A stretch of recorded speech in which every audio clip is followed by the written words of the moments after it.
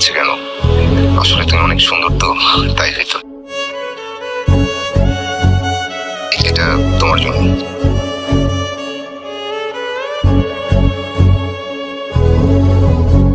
অন্তর মম বিকশিত করো, অন্তর তরুহী নির্মল করো, উজ্জ্বল করো, সুন্দর করো।